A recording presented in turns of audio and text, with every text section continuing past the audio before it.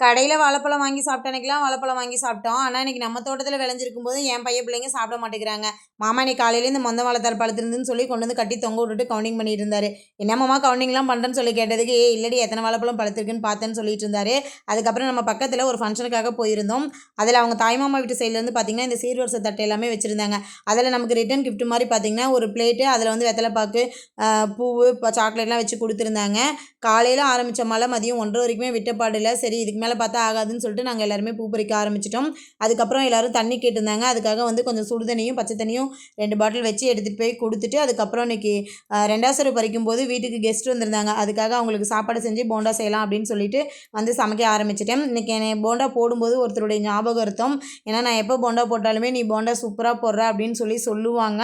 அது எல்லாமே பார்த்திங்கன்னா மெமரிஸ் மட்டும்தான் நமக்கு மிஞ்சும் அப்படிங்கிற மாதிரி கொஞ்சம் மனசு கஷ்டமாக இருந்தது.